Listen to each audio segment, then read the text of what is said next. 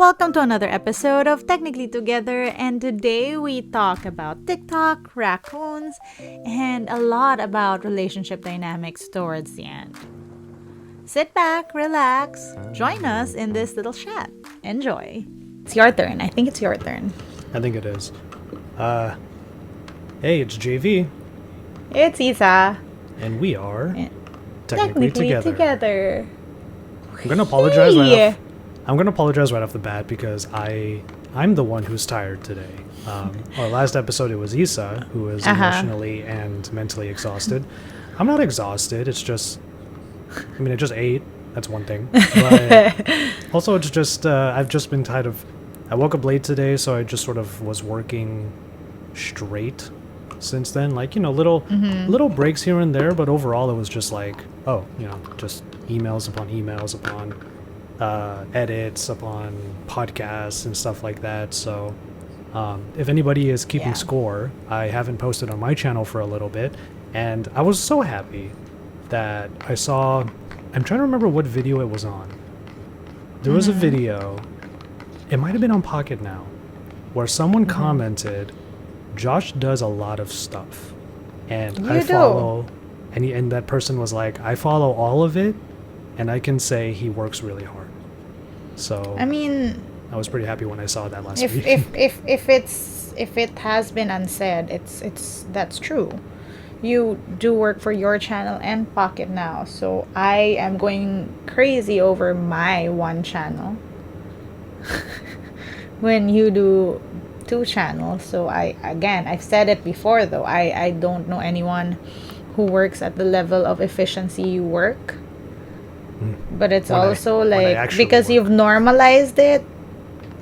Yeah. You've normalized how much you do, so it's like everyone's like, normal, but like you're actually doing like twice the stuff I'm doing too. So well, it's I did a tally, and I joke that I work on 2.5 channels.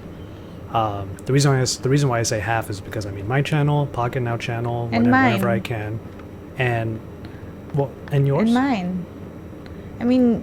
Okay, even if you're not editing or helping, like you literally talk me through a lot of things. Oh, fair. So maybe that makes it 3. Well, I was just going to count the podcasts as their own. Yeah. So I guess now you work on 3. And then I'm actually going to make more of an effort to make TikToks. Now, here's the thing. See, I've been saying that, but then when I get busy, I forget. And I get good numbers on my TikToks. I'm about to hit my first 1 million view TikTok. Oh, sweet.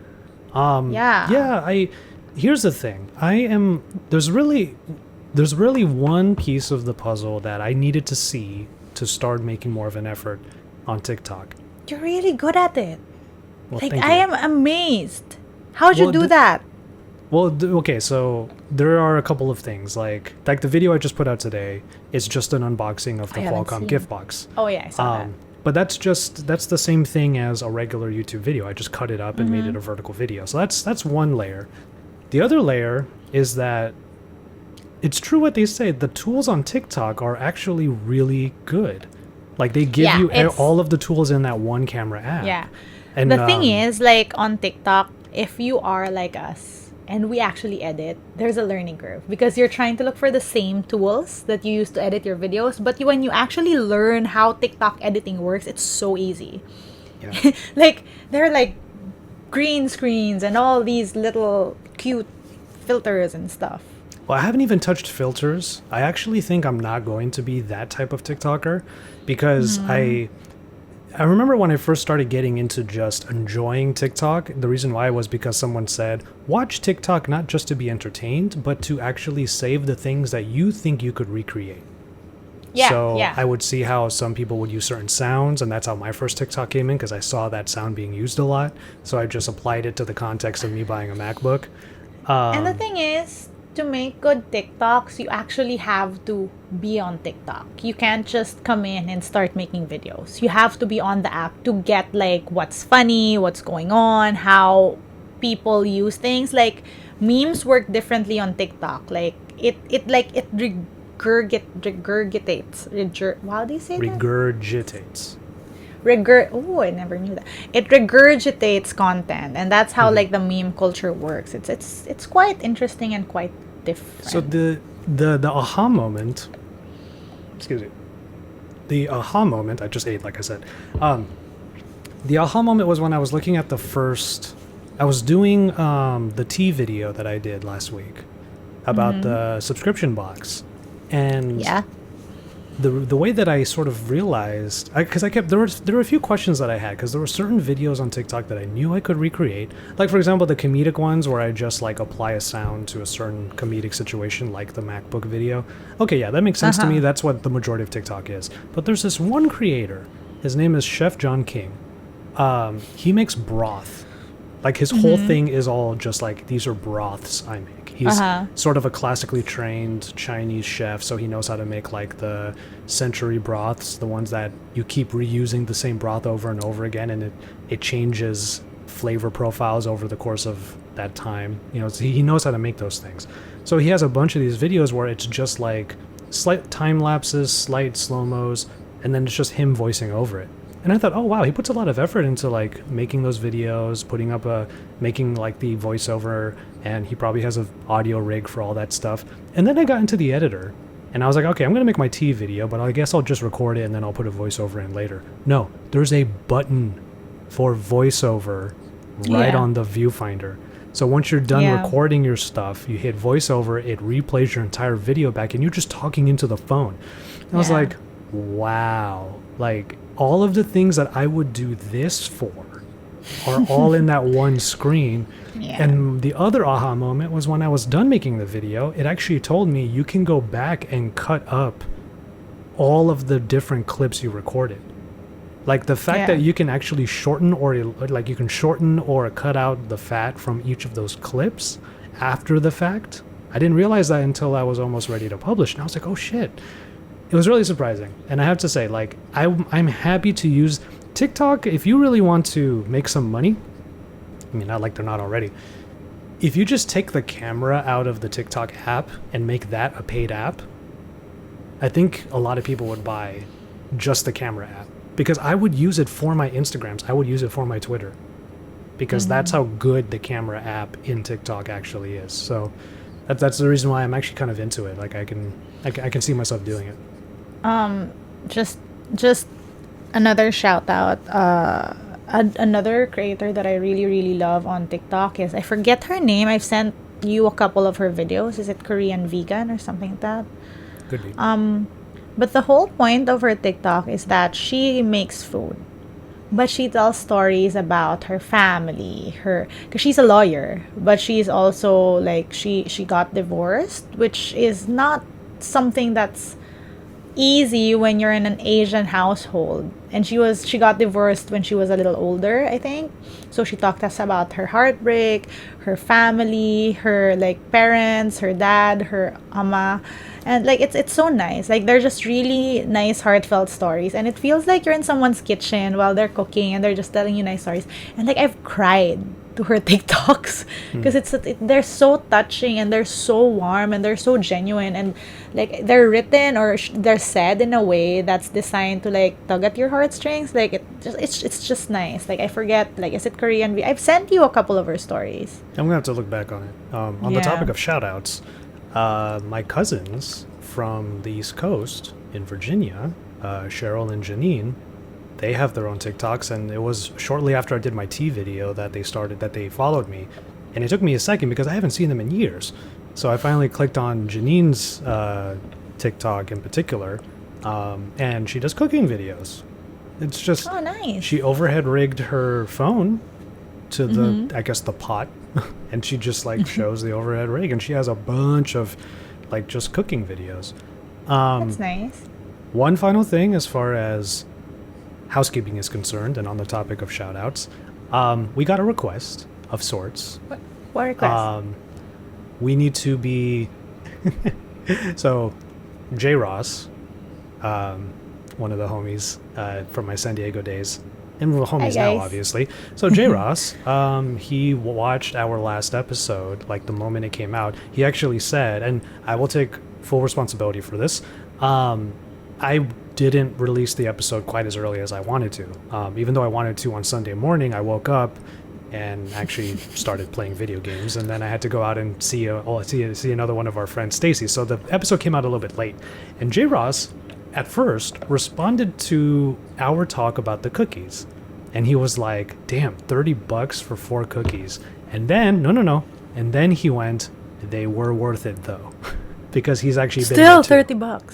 Still $30. But he was like, they were absolutely worth it, because he and Roxanne went to New York one time and they had those cookies in New York. So as we were talking through all of that, J. Ross mentioned, first point, J. Ross mentioned that he and Roxanne usually go for a walk around their neighborhood, and on Sunday mornings when they go for that walk, they listen to our show. So I apologize for not having you it out ruined at their the time. Sunday walk. I'm kidding. So they were listening to it like on Sunday night. The other thing, and this is from Roxanne. Roxanne said, "Yeah, we listen to your show too, so we deserve as many shout outs as Brian gets." Shout out. But yeah, we have our we went to regular the zoo listeners. with them where I found raccoons and squirrels. And you were freaking out. Yeah, which, by the way, we're not in the zoo, you guys. I still maintain that I find raccoons really, really cute. I come from a country without wild raccoons, okay? Call them trash panda all you want, but they're so cute. Well, holding that thought, I'll come back to raccoons in a second. When we were at the zoo that time, it still cracks me up every time I think about this, because Roxanne is very much like my older sister. She's a couple years older than me, but she's very much like that older sibling type. So she calls me out on so much shit. That's the kind for of good reason. Yes. Well, okay, fine. For at that particular time. In this particular moment, yes. J. Ross, on the other hand, is like my little bro. Like he's definitely like, he and I have like a secret hand, not really a secret, but we have a handshake, and like, you know, we're bros in that way. But we were at the zoo, and I forget, was it deer? We were looking at deer, and I think so, yes. When I'm having a good time around people I love, and in this case it was an obvious group, it was Issa and then J. Ross. What, you love deer? When I was exactly. When I was around people I love like deer, when I was around deer people. They're called deer for a reason. Sorry. What? I have less of a filter because there's just like a good energy. No, and you don't have a filter. I love making people laugh in those moments and whatnot. But the thing is, in this moment, I just had no filter. I was just saying what I was thinking out loud. And one of the deers goes up to the other deer and starts sniffing its butt. And like at one point, it's like, I want to say it was actually licking, like cleaning the other deer's butt. Mm-hmm. And I was just like, oh, look at these deers up in here. And then that happened. And I said out loud in front of a bunch of little kids, damn, that deer eats ass though. And Roxanne like smacked me so hard and was like, shut up, there's kids right there. There were a lot of kids. It was a zoo. Yes, it was a zoo. Oh my god. And it was one of those moments where it wasn't that I forgot, it wasn't that I cared what I said, it's that I didn't realize there were kids nearby. Yeah. But on the topic of raccoons, why don't we talk about how you actually got to meet one in Korea? Yeah, we went to a petting cafe or something, but literally there was this really fat raccoon who sniffed out a candy bar in Joshua's bag, clung on to the bag. I wasn't even thinking about that.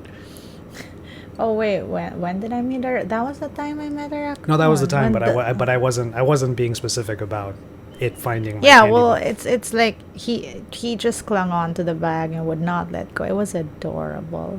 They really are trash pandas. I it just wanted like that trash. Okay, so my love for raccoon stems from this viral video of this raccoon who found cotton candy and then tried to wash his hands, and then it disappeared, and then the raccoon was like, where, what happened? Oh no. Or in TikTok language, oh no. You know what? If you're on TikTok, you'd know what that is. If we had TikTok back then, I would have recorded. I would take that clip. You know what? I could find that clip and I can put the beatboxers. Sad. The beatboxers. No. I could put that sound on it. It's so sad though. It's like it's one of those moments where I actually like wanted to get off the couch and find that raccoon and give it all the cotton candy at once. Isn't it It's crazy though so that they actually sad. have like hands? Like they literally have. They can So grab their things. hands are so nice because I touched that raccoon's hands at the cafe and they're so like nice and tiny. It's so cute. I love raccoons. It was actually. I love raccoons. So I have a friend who used to live in New York. She's a lawyer now, but she used to live in New York. She used to work as a paralegal. And like we argue, not really, we playfully argue about raccoons. And she's like, they're trash pandas. You have not experienced how trash they are. I'm like, I don't care. They are cute. Dogs can be trash too. For example, my dog just pooped. But then she decided that it was not enough that she pooped in front of the front door. In the same 5 minutes, she pooped again in the kitchen. Because, why not? If you're gonna make a mess, make it big. Like, is that not legit assholery? But we find them cute anyway. But that's different from being a trash panda. Like the raccoon is literally. I just like, sent you a clip of my dog playing with a worm. But That we're same meaning dog eats poop. But the term trash is literal. Like raccoons are literally like it. Like to clarify from the story earlier, it didn't find a candy bar. It found the goddamn wrapper of my protein Babe, bar. That it, have wa- you it not wanted met that dogs? trash. It wanted that trash. Have you not met dogs though? If you put a trash can and the dog in the same room, it will eat the trash. It will guess. eat the poop. It will eat the worm. I guess Dogs it's are more. not the it's smartest more of things too. Well, fair, but it's more of like growing up. Whenever I went to when I was in high school or college, the raccoons were the ones who would find the dumpsters outside of the dorms and jump in and go nuts. Like that's I mean, they are. What's the term? Trash diggers. They're trash diggers. babe, you live in a country where there are no stray dogs though. That's what stray dogs do. So it's like it's the stray cats and the stray dogs. Anyway, doesn't matter. My point is they're still cute. I don't know what this.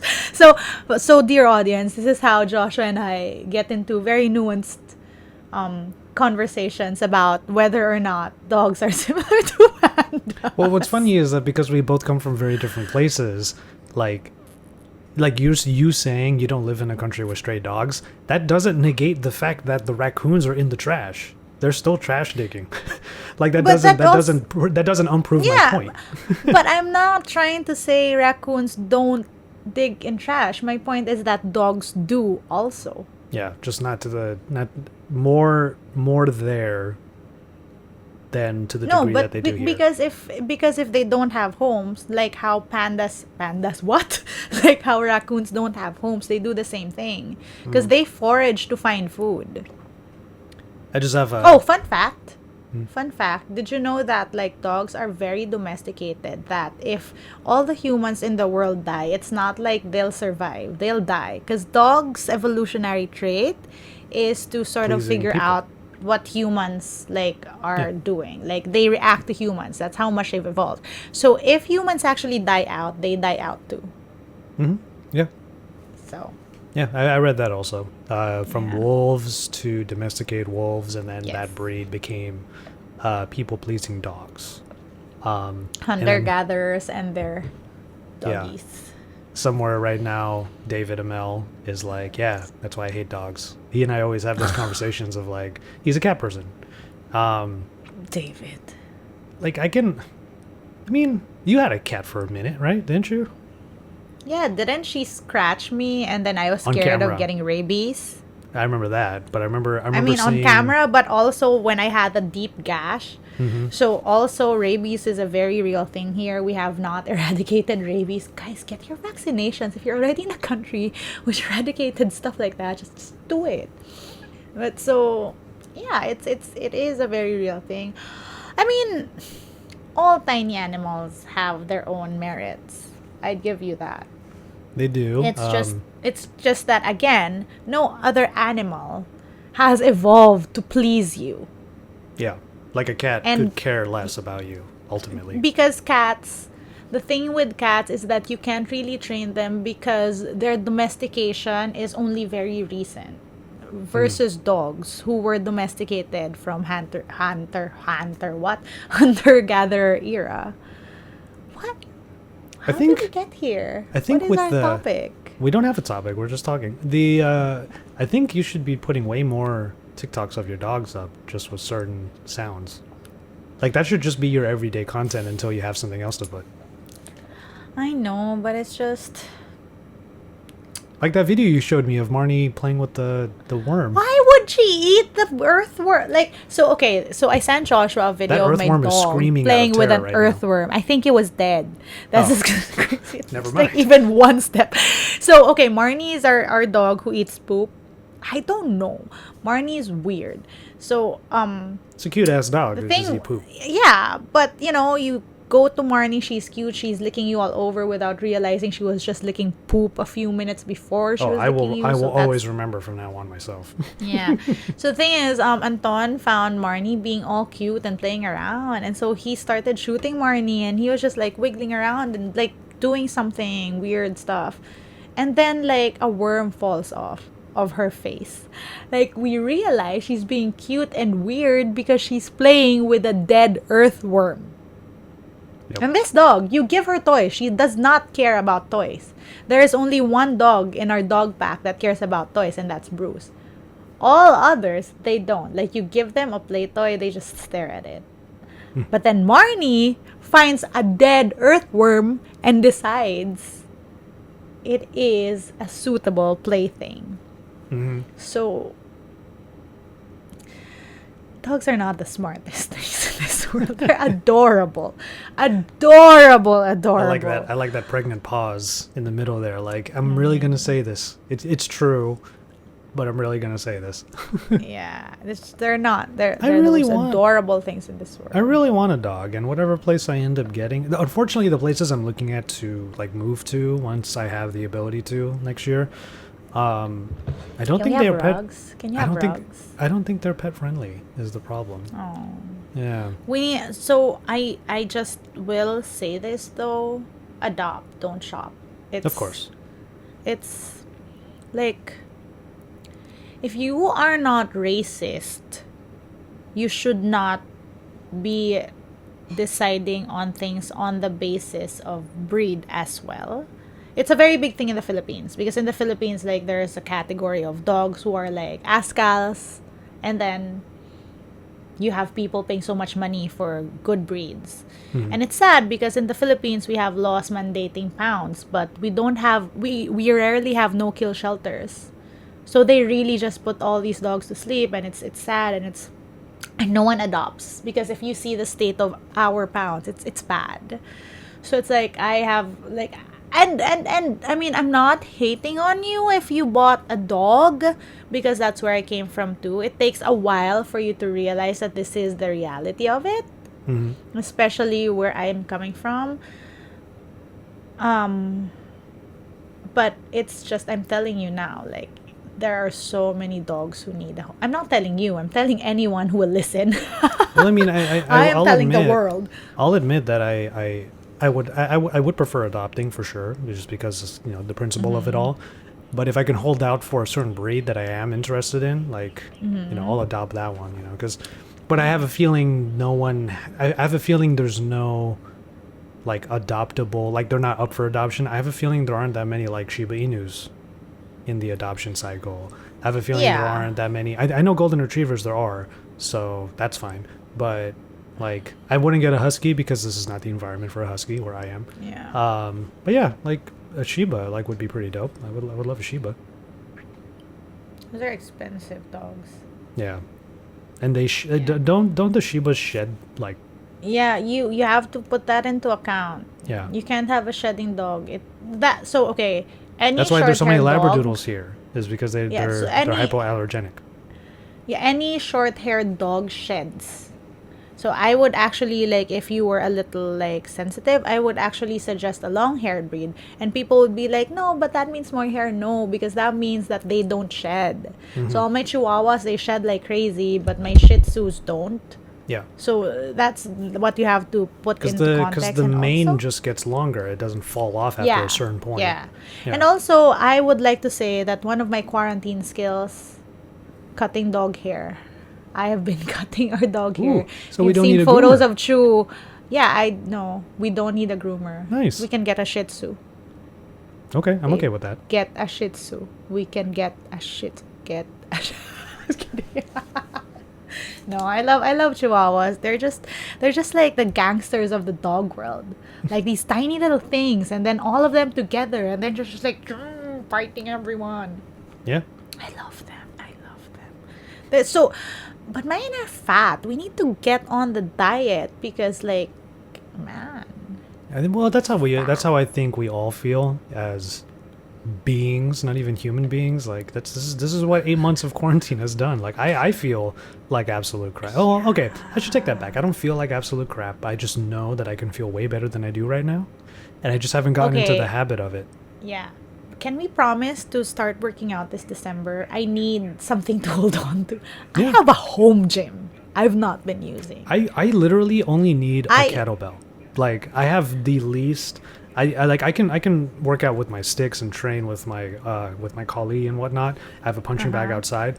But if I really just wanted fitness, not necessarily training like martial arts, all I need is a kettlebell and a mat, because I could do the Yeah. kettlebell movements and then I could do certain forms of yoga for mobility. So I really have no excuse. Like I have to do it, and I just need to like get into it. Because here's the thing: there's this constant feeling that we always have that the thing we do, no matter how good it is for us, will keep us from doing the things we have to do.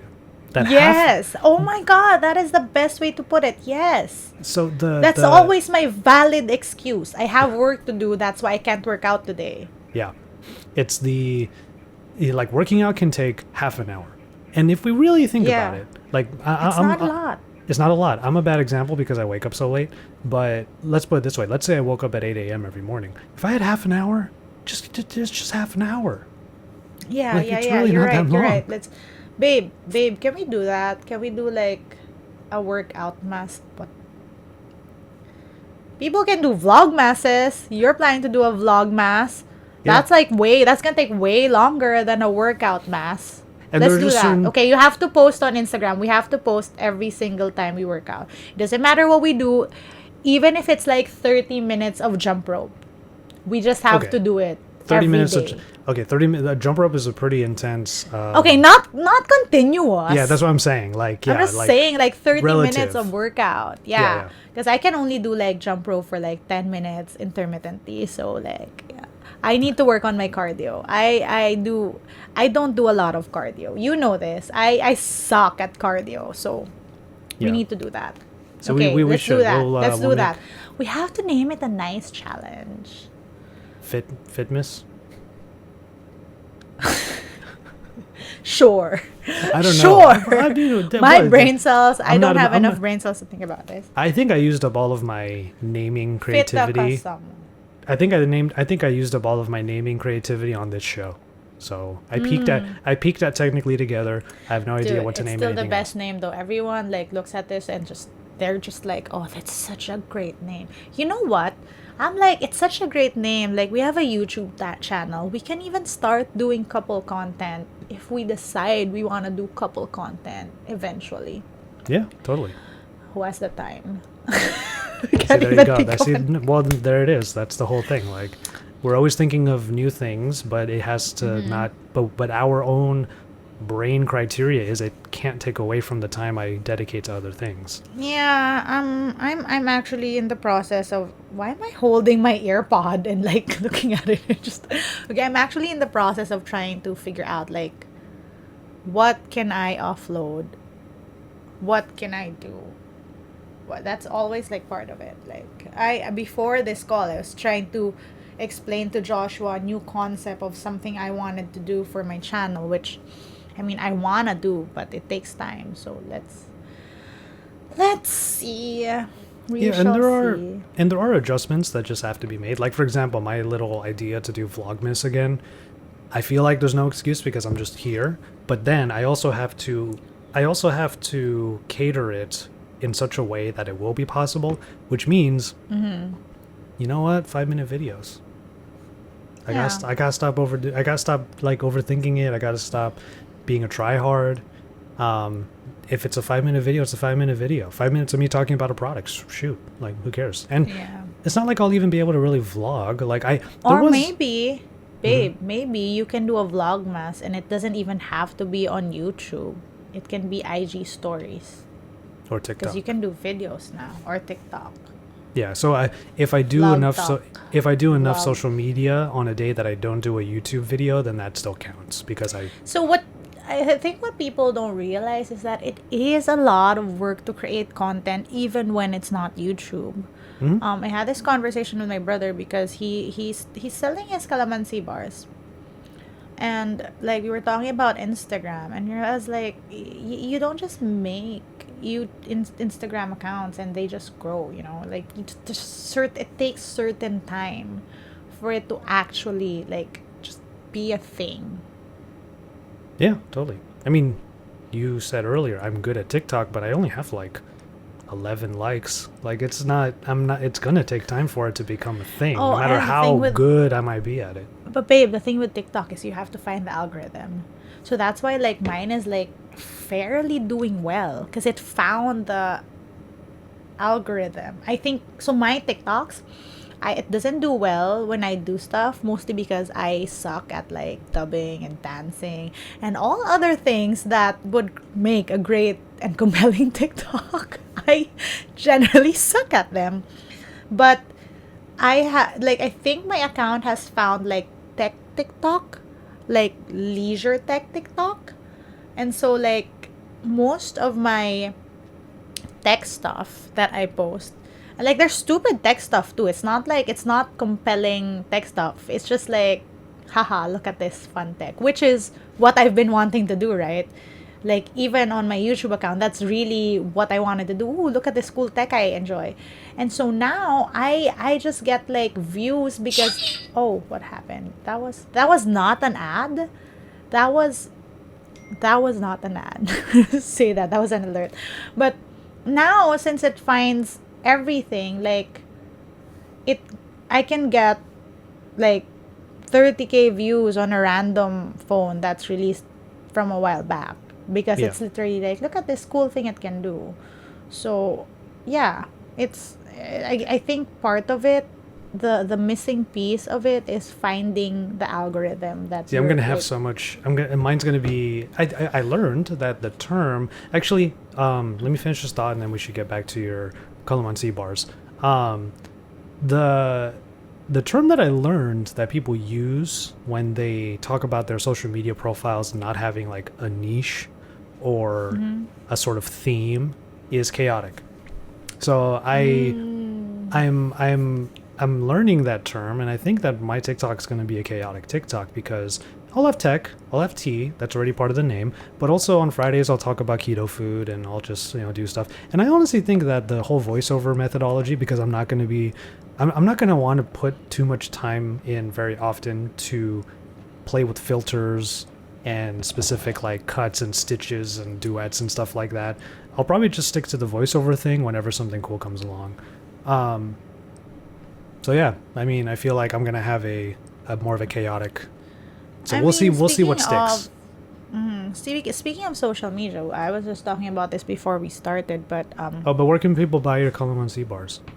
oh, so do you know what bar ops are? Nope. In the Philippines, law students take the bar to become the lawyer, and it's no easy test, and it's one of the hardest in the world. I'm gonna say the world. Our passing rate is like it's high if you get the 60% passing rate out of everyone. So it's grueling. It's a whole month of exams. It's every Sunday of November supposedly, and that's what you do to take a lawyer, to become a lawyer in the country. And I'm gonna stress it. It's like it's hard. It's tough. So it's so tough that what law students do is they organize bar operations for people taking the bar because they actually house you in hotels so that they can so that you just go bring yourself anything else you need they organize for you.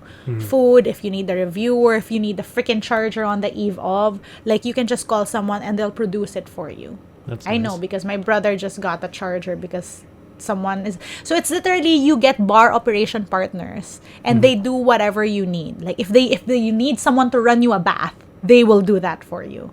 It's crazy, but that's how it works, because the whole point of it is this is so hard that you don't need to exert effort on anything else. So there will be people who will do bar ops for you. So Anton is actually studying for the bar and making calamansi bars. So the Instagram is calamansi bar ops. Okay, that's cool. The bars for your Anyway, bar. yeah, they're really good. I'm sorry, we can only do Manila deliveries. Actually, he just sold 5 trays, so we can only sell 5 trays, which are all accounted for. So I'm sorry. Well, I don't know why I'm plugging it. I'm just saying it exists, and they're really good.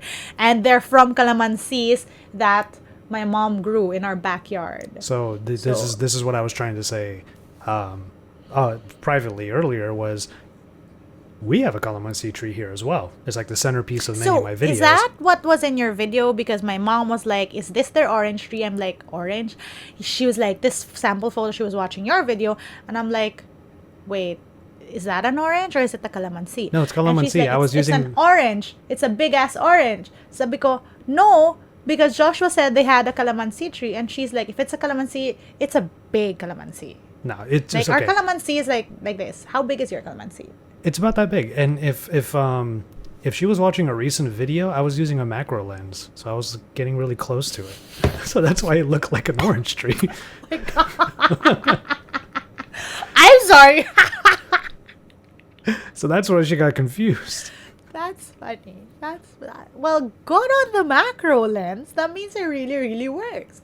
Yeah. She's like, like before I came up here, she was telling me that you had an orange tree. I'm like, what orange tree? No, we have maybe. we have I don't know. we have lime, lemon, and calamansi, and we're trying to have avocado, but those take a long time. Oh, that's a shame, because we just grew avocados and we had to bring the trees back to the province because we didn't have space here. There's really good avocados too. But like, to people who are not from the Philippines who are listening, calamansis are basically supercharged lemons. They're tiny. They're the size of an eyeball, but they're like 10 times sour. It's got more as much. Sour. But the thing is, it has as much sweetness as it has sour. So it's really it's an interesting. It's amazing. Flavor. It's an amazing taste. We do that. We don't do lemons. Lemons are expensive here. We have calamansi. So I was saying, did you know it's native to there's no English because it's native to the Philippines. Mm-hmm, yeah, and some people like confuse it. They're like, oh, those are like kumquats. It's like, no, they're not. Oh my God, kumquat. Okay, this is very juvenile, but I was in law school and I was laughing. I was in law school. This was not like me being in grade school. This was just me being very mature in law school. I have a law school classmate and we were like, ooh, kumquat. It's an actual thing. Kumquat. And we were just laughing at the word. Well, what I was trying to say was your brother should send me the recipe and I'll try to make them also. Babe, I don't think he has it written down. You need to just ask him and he will explain. The next time he makes some, just write down what he's doing, like as he's doing it. That's how you make a recipe. Kitchen while he do it.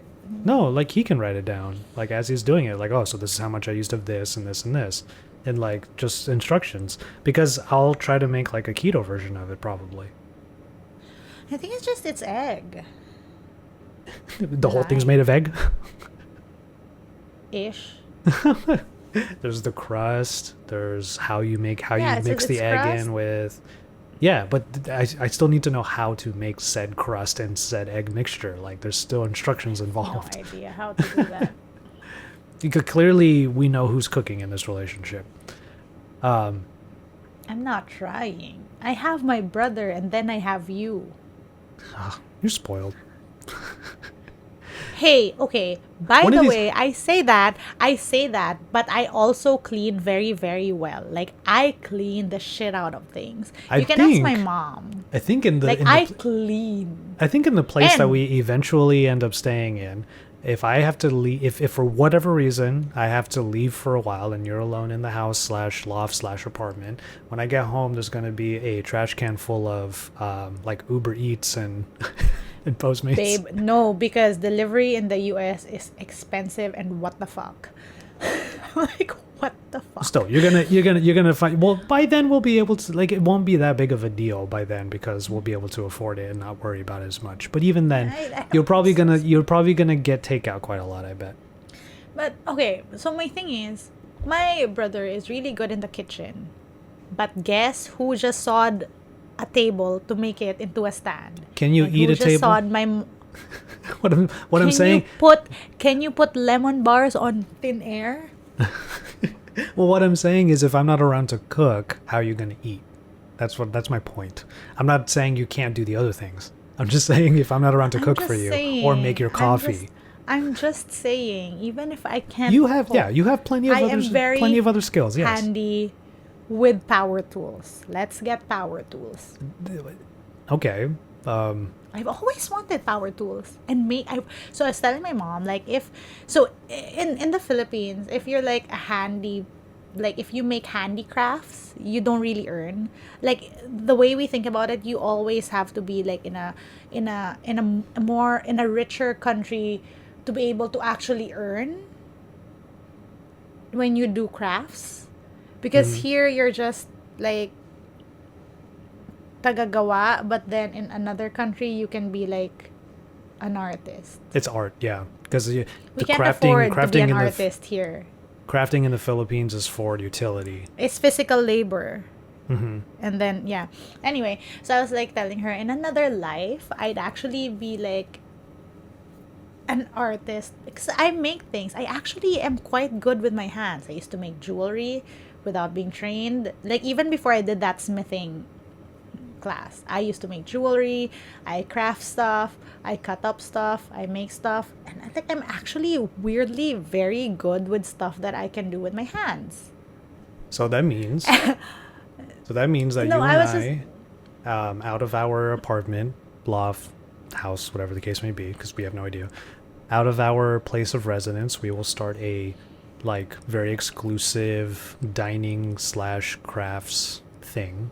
Where I make the food and then we serve it on your I crafts. make the plates. Yeah, you make the stuff. You make the items that are served on. And we'll call it crafting keto. Oh, why do you have, like, how can you think about all these names, like, out of your butt? This is Wait, not my what? butt. Okay, This yeah, is not that's my true. butt. No, but like, so another thing that I was super duper into, like, weirdly watching, is wood turning. Have you heard of wood turning? Like, no. Like, literally, they put it in okay, this is a very spit. crass explanation. They put it in a skewer, but then they sort of carve it and they turn into like faces and pots and all those pretty Oh, so it's things. And, via. like, So there's a carving tool that's as it's Yeah. rotating. Oh, I see. Yeah. Yeah, I know what that is. Yeah. Yeah. I never knew the it's term. really cool. I followed this guy who wood turns everything. He makes resin stuff and then wood turns it and it becomes so nice. Wood turning YouTube is a thing. I mean, in another life, I'd be like an aquarium YouTuber or some weird shit. I love aquarium YouTube. Shouts out to MD Fish Tanks. I watch his YouTube a lot, and I don't get another aquarium because I feel like if I travel again, my mom's gonna have to deal. But let me tell you, the one I have looks so good right now. Yeah, these are all things you should be posting more often. Dogs and aquarium. Yeah, but I mean, it's just, I guess a lot of it are things that a lot of it are, how do I explain this? Sometimes I look at tech and I'm like, this is work and I have to do it. And then a lot of the times when I need my breaks, I make tables and aquariums. So it's like, Yeah, that makes sense. it's I don't know, it's tough. It's just like that I- part of your brain that has to activate depending on what it is. That's how I feel because like this is a big tangent, but there was a time when you would have me take pictures of you and eventually I get tired of it because I'm using the smartphone. And it's like the part of my brain that looks at a smartphone as work was being activated even though we were on vacation, and it was just a hard thing for me to sort of balance, which is why I try to have a real camera on me more often than not, because that's more fun. So I've actually been enjoying shooting with a real camera, if you've noticed. And I used to never post Instagram photos shot on my Fuji. Mm-hmm. But like lately, if you've noticed, like the last 3 or 4 photos are from my Fuji, and I'm like, I am re-loving shooting with this thing. I have a really nice camera, even if it's old. Yeah. And you're close. And because we've been churning out so much content, I've like just been doing it, and I've forgotten how much I used to like put care in shooting my B-roll. Mm-hmm. I used to be super particular, and like now I'm just enjoying it. Also because I fixed up the lanai, so I have another spot to shoot stuff in. Yeah. And it's been so fun, and oh my gosh, it's so pretty. My B-roll is so pretty. It's good to have that. Other people's B-roll can't sit with my B-roll. I'm kidding. It's good. I'm kidding. That's a joke, you guys. Before you come for me, that is a joke. It's good to get back to a place where you feel good about how you're putting things together. I guess what's funny is in my brain, like there are times when I'm like into really crafting the shot, and yeah, that's part of it. But and I'm sure maybe I've never put this into words before, but I also get just as much enjoyment out of sort of making the process more efficient. Yeah. In that, like, that I already know what shots I'm going to get, but here's an easy way for me to get it, and that actually gives me the same level of fulfillment. I might not ever have like the David ML / Mark Lensengen like B-roll chops or anything like that. They're like, it's a process for them. Yeah. Like, how do I explain this? I think what I haven't actually verbalized also is that I also am an amateur used to be an amateur photography enthusiast, and I was never good at it. And I never learned it. I never owned a camera long enough to enjoy it. But like now, I actually derive enjoyment from shooting with my camera. The way, like, and I know David knows this because him loving shooting, not even work shots, right? Like David shooting photographs, not even for work, is something that he enjoys. Like holding his Fuji and playing with it is something he enjoys. Like I get that to a certain extent, and I like derive certain joy from shooting with my camera, knowing how my camera works, like it's another layer to it. Like, no hate to people who shoot automatically. That's great for you. That's your process, and sometimes I do too when I'm lazy. But like, for me personally, finding that thing that works for this shot and it looks good, and me looking at the shot after, like, I derive pleasure from that.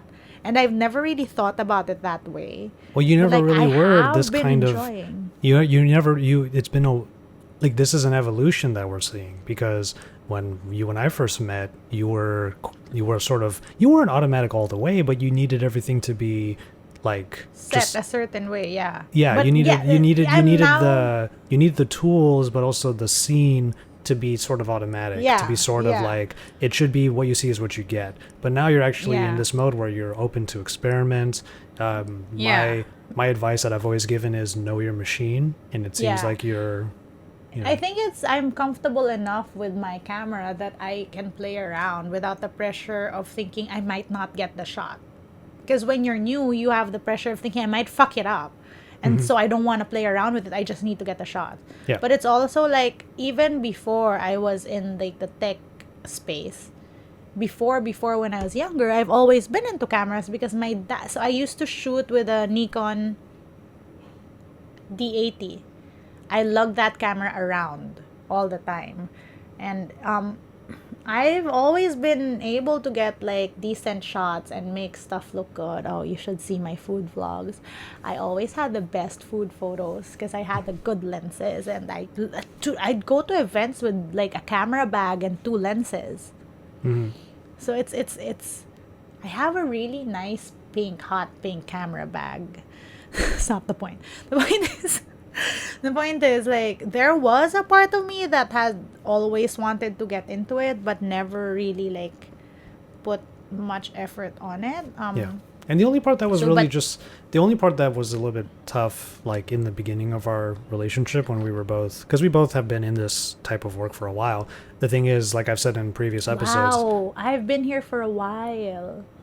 not as much as not as I long as I have, and Yeah, no, like but it was always like you've been here for a while and I'm new, but now it's been a while, like huh? you have more experience now, yeah. And early on, when we would like talk about how we get our shots and what cameras we use and whatnot, like this is how I would characterize it. There were times when you wanted to get a shot, it wasn't working out, and then I would come in and say, "Well, here's how you can get that shot," but your response would be, "Just make it work." Like Yeah, yeah, just make no. it do the thing I want it to do. And I'm like, see, Yeah, there's and if you're gonna go long in this if you're gonna go long in this career, you gotta know your own stuff. yeah, babe, but you have to remember also that was during the time when I was an employee and I just needed to get the work done and I wasn't nearly getting paid enough to do all that work. No, I agree. That's fine. And I mean that happens Yeah, because like if you're in a tight spot and you just need to get it done, like I'm not, I want it done. which is fine. But having the knowledge of how to get it done also helps you get it done later on again. You know what I mean? So Okay. so like learning it now means that when that happens again, you know exactly what to do, rather than having to come to me each and every time afterwards and go make it work again. Yeah, Yeah, but that's the thing. I get that, but at that point though, it wasn't like I was gonna get a camera to do that other thing, you know? Like they weren't gonna give me a camera to do that other thing. So I'm like, why am I gonna learn? Well, I mean, all I'm saying is the burden was on me each time to get I it. mean, I listened and now we are here. Yes, now we are Now here. that like But now that there was a point in me learning because it's what I'm gonna do for me, yeah, you know. So it's a process and it's fun and like oh my gosh, you should see my shots. So proud of myself. good. You should be No, proud of it's just yourself. I take special care in shooting phones with really because I really find phones pretty when light bounces off of it. Like I is that a thing? Is that just me? Like I just really find it pretty. And so like when I find a shot where I'm able to show how I see the phones with my eyes, like that gives me so much joy. Yeah, Is that that's weird? no. There's And nothing like it wrong just with it anything you're gives me saying. You, like they, so much joy. yeah, and that's a good thing. I was showing my mom these shots. I don't think she cared. I was like, look at how pretty this is. And she's just like, phone. Yeah, I mean, there's nothing wrong with any of these things that you're saying. It's a good thing. So yeah, Good. like relish in it. It's fine. Yeah. And, but then, okay, on the thing of this is, like, I now really want a new camera. I don't know. We'll see. This camera I've been shooting with is an amazing camera, but There are I don't there are know. upgrades that Yeah, can be made, and like I said, yeah. the whole point was me saying that this is an evolution that we're witnessing, because this type of mindset is how I've always been, which is, oh, what's the tool that I can get to achieve even more and to add even more enjoyment? And you've always been a little bit more pragmatic in the sense of, I have Yeah. this and I will make it happen. So Yeah. my only point was that, like, Yeah. this evolution is something I've witnessed and also have not contended with. It has never really been a big problem, but I'm just saying that I've been there for it. So Yeah, that's yeah, definitely. No, it's like because I remember, I remember you trying to suggest stuff, but me saying no because I. How do I explain this? I guess for me, the only time I upgrade is when it breaks. I am able to fully. No, not even if I'm able to fully understand how it works, and I feel like there's something that I want to do but can't anymore with that. Sure. Like I don't upgrade because I might in the future need something. I do when like there's something else I need that this can't do. Hmm. And I feel like I've learned what I can learn. Is that very sentimental, huh? Like I feel like I've learned what I need to learn from this device. And now it's time to move forward to learn more, bigger, better things. Yeah, and there are also just like I've mentioned this on the Pocket Now Weekly, the last episode that I edited. Like, it's amazing to me how far we've come in terms of tech, that we can actually have, like, it's gone from we know how to get the shot to look how convenient it is to get the shot. Yeah. And that's significant. That's always been Agreed. significant to me, Mr. Yeah. Optimize. That I'm is a always big trying deal. to optimize. So that's the thing. So whenever I would have these conversations with you regarding, hey, try this, try that, maybe it's a good idea to do this, do that. But it's not until now, or let's say 2020, it's not until 2020 that you've been more receptive to that kind of stuff.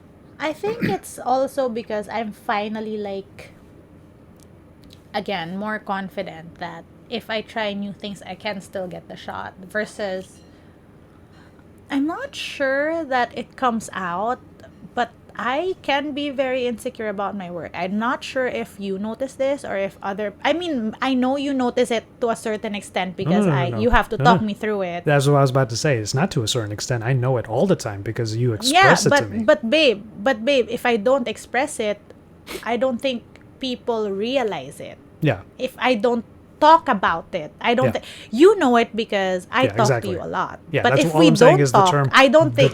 The term "to an extent" is not true because I know it all the way. Yeah. But the thing is, I don't think you'd know it about me if you didn't need to talk me through it. Yeah. Like, just seeing what I do. Like, I never talk in public about how insecure I am with my work. I never tweet out that, oh, I feel that this video is bad. Like, if I put something out, I'm gonna be like, it's amazing, even if deep inside I'm sad about how it turned out. And most of the time I get very sad about how stuff turn out because I have certain standards for myself and I am very insecure about my work. And I've only, I think, admitted that on this podcast. This, I think, the second time I've talked about it, but only on this podcast. And you need to listen up until like the 56th minute to hear this from me. But my point is, like, shouts out to J. Ross, Rocks, Brian for listening this far. But like, my thing is, I am very insecure about my work, and for such a long time I was unwilling to try new things because I was scared that I might not get the stuff I need done. And that's mainly where it comes from. I only stick to things that I know because if something goes wrong, I am unsure how to fix it. Mm-hmm. But it's only now that I'm feeling a little more comfortable that I can come up with something even if I try something else. I think that's like one of the missing pieces about how unwilling I am. Like, it scares me. Yeah. And like, and I guess. And I do my best to be here and like I'll either guide you through it, or if it really doesn't work out, I can take care of it for you. Like, it just gets to that point. So it's just having these little like baby steps outside of the comfort zone is just all that I have always kind of put out there. And if anything, I'm not even here trying to like antagonize or anything. I guess the way that I'll put it is, anybody out there who wonders what it takes to be in a long-lasting relationship, look at this example. It's like, I've been there for every time that a no was an emphatic no, and now it's turning into a soft yes. Yeah, so it's also like, this is a work in progress. Like, for people who are listening, don't look at this conversation and be like, that's all we need to be. No, this is not like, we had to get here. There were fights and tears and long ass conversations where we hadn't had lunch while we were looking for a hot pot, and then we argued. That was very specific. What happened one time? But it's true, Oddly very specific. But it's true because, you know, I could bellyache about the times when it happened, and that would be valid because they happened, you know. But now, and the reason why it comes up is because now you are showing your willingness to be open-minded about those things, whereas in the past I actually had to like, I was literally walking into walls, and that's not a very. But it's also, and to point out, it's also not just being willing about it, it's being ready. So even if I did allow you to walk me through during that time, it's not like I would have learned anything because I wasn't ready. Like, I wasn't at that point where like I would be receptive or I would be confident enough to be trying all these things, you know. Like, it is a process, and I think it takes like, an actual conversation for you to be able to convey to a partner when, oh my gosh, this applies to a lot of things. It takes honesty and explanation and conversation for you to be able to convey to a partner that you're just not ready for something. And then patience on the other side. Yeah, and it equally takes patience on the other side to say that, okay, I might not understand why you're not ready, but I'm gonna be here. Like it's not easy. It sounds easy. It sounds like it sounds like such a quick thing, right? Saying you're not ready and someone accepting that you're not ready, and then someone being patient enough to be there when you're ready. Well, the But thing it's is, tough. It's easier said than done. well, the thing is, the phraseology seems simplistic, but there's a lot of baggage behind all that is said. Like, for Yeah. example, I just want to help you, and the other person says, I don't want to be helped right now. And like, it sounds simple, but it actually means a lot from both ends. Because on the one hand, sorry, go on. well, I was just going to say also that in this particular instance right now, both can be true. I am both happy and proud that you are feeling this way about trying new things. You're finding your stride with your content, and you're very happy to be experimenting and finding that love for the creation of a scene in your videos. I can feel that way, and I can also feel like I went through a lot of pain to get to this point. Because, No, but yes, it's that's how I also feel. like, but it's also like, I could have listened to you once upon a time and tried to do it your way when I wasn't ready, but I don't think I would have enjoyed it as much. And that's Right? fine. So and it's realizing these things, because how You also probably didn't realize this point at the time that these discussions were happening. You know what I mean? Because it's sort of like a hindsight is 2020 thing, where you know No. that the reason why you felt that way now is because of that. But at the time of us having these heated discussions, you didn't realize it was because I'm not ready. I'm not. Yeah, exactly. So it's also like, I could have explained once upon a time to Joshua that I'm not ready and I'm insecure, and that's why I can't. But I couldn't, and that's why it was a harder process, because even I didn't recognize that I was very insecure. If there's one thing about me, and Joshua might be able to confirm this, it's that sometimes I just act like I have it when I'm just very insecure, and I don't realize that I'm just very insecure. Which is I'm where just, the like, disconnect running happens. around with my head high. What? Which is where the disconnect happens, because if I were to I suggest can be a very fragile ego. if I were to suggest something and you say you don't need it and you swear you got it and I have to watch you not have it. But again, like, that's how I am though. I also need I can be very proud with doing things on my own. And you know Terms. this. Yeah. And yeah, you know this. Like, sometimes I just need to fail on my own. Actually, no, a lot of times I need to fail on my own. What is up with me? I really need to, which can be painful to watch, as Joshua has said, coming from someone who has been doing this, who is a resource you can tap at any point. But like, I just need to do it. I just need to do it. I just need to try it my way. And then, like, just figure it out from there. And like, now what I'm learning is to be more accepting of the help that people give me. And that confidence I think it's matters. weird. Yeah. I think it's the thing with me is, I think that I can be too overconfident. That's the thing. Like, I can be failing, but tell you with a straight face that I got this. Yeah. Like, I can literally be in shambles emotionally and physically, but talk to someone outside of my bubble and say, I got this, and be convincing about it. That's a thing with me. It's like... And again, for anybody listening to this, like, you know, looking at our show as a way of looking at like a long-term / long-distance relationship, like, you better be ready to be the person who listens to the overconfidence, and then you're still going to be there when the overconfidence doesn't pay off and that person has to rant to you about how shitty everything turned out. I have been there for every single aspect of it, which is why I bring this up, because it is a legitimate, I'll use the word gripe, but it's not a problem. It's a legitimate feeling that I have. So Yeah. I mean, again, to people from the outside looking in now, we can be like, oh, it's so nice that they have this mindset, but it could go another way. Like Joshua could be mad at me I and could be bitter about me I could not listening, and I could be resenting him for trying to do the work for me. and I could You be know, resentful it could go for I both could be ways. resentful that I even went through all of that. Yeah, because Joshua would be like, oh, sorry, that was Tagalog, huh? Well, you've said a few words. What? But like, basically, Joshua could be like, yun na naman pala yung pupuntahan, ba't pa natin ginawa yun? Which translate to, Or to any of our Filipino, any of our Filipino listeners, imagine me actually... just translate that. Just imagine translate me- that in the comments or something. Imagine me being frustrated that Isa won't just take my advice, and as I watch her fail, I will go, Yan naman pala eh. Di ba yun yung sinabi ko? Basically, yeah, right. But my point is, it's like, the I told you for so me, mentality. yeah, it's the process for me too, and I think Joshua has realized that it's finding my process for me too, and finding my own pace.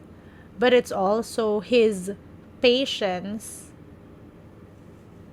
in seeing all of this through, and like, I mean, I think it just really takes. I mean, from a petty patience standpoint, and conversation. from a petty standpoint, all I'm asking for is a pat on the back right now. Like that's all.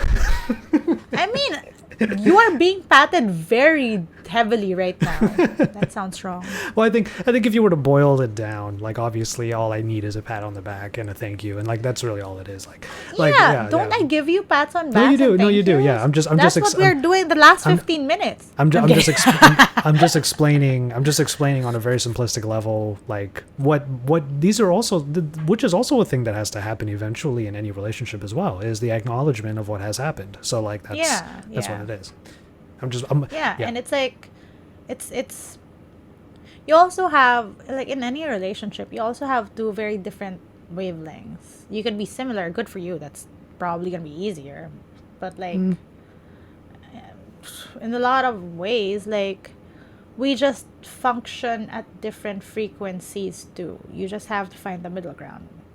Like, again, this took a lot of back and forths and conversations, heated and otherwise, to get to the point where, like, we are both accepting of how the other is. Because on one hand, I could be resentful of how he just tries to help me with everything, and then on the other, he can be resentful of how I'm not taking that help.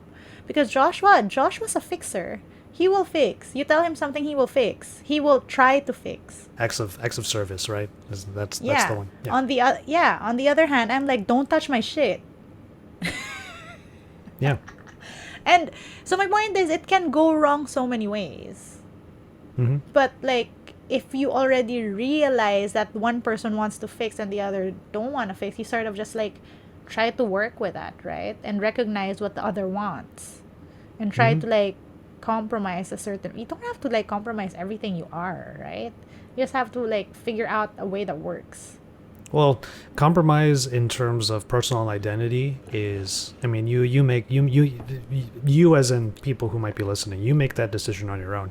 But compromise in terms of just like time spent, that's not quite as big a stake, you know? So honestly, if it just means I let her take her time to do her thing, then fine. I'll just do my own shit over here. Like it's fine. Like, and neither of us are asking the other person to completely change to our wavelength.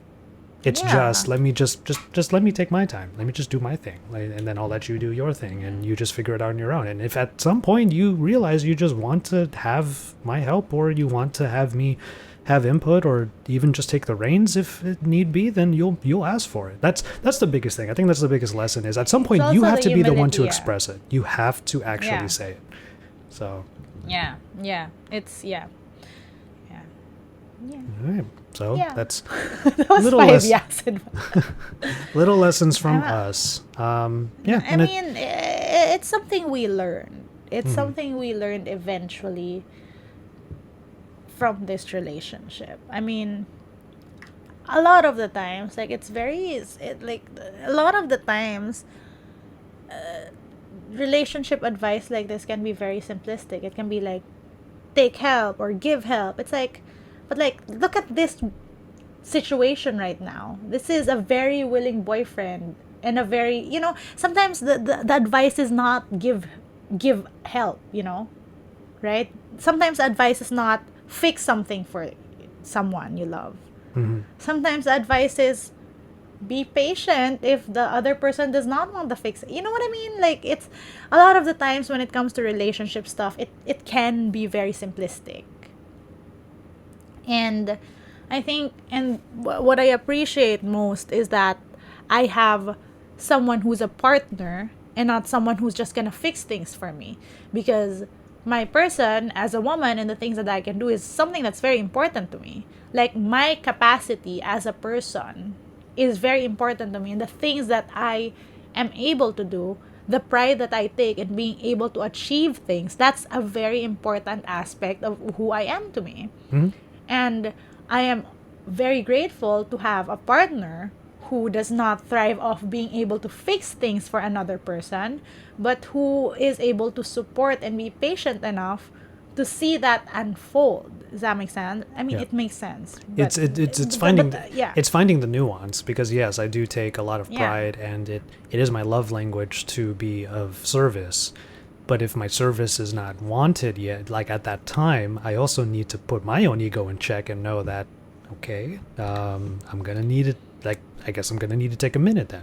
Like, I won't be able to necessarily express my love language the way that I really want to, but that's okay. And that's the thing, is like with most things, telling yourself in the face of some sort of negativity, rejection, or challenge, let's say, reminding yourself it'll be fine, it'll be fine, it'll be okay. Yeah. It's okay. Like, it's okay. Like that. You just have to tell yourself that. That's most of the Yeah, time. and it's like sometimes, how do I explain this? Sometimes you don't need, well, at least for me, I don't want a knight in shining armor. I need a riding buddy. Like on horses, like when they go on adventure. Yeah, I got you. Like Yeah. on The Witcher, like one's a singer and one's like, like It you're was both singers. it was pretty self-explanatory, babe. Yes.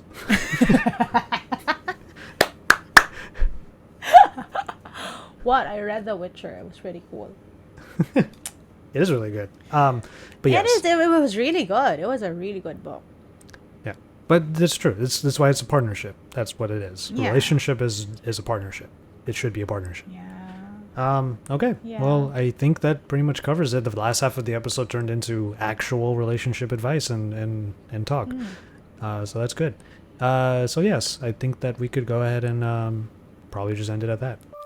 Today's podcast lesson is that everything is a process. From relationships to podcasting, it takes time to perfect things and learn. See you again next week, you guys. We are on Apple Podcasts, Spotify, and the video version will be up on YouTube, technically together.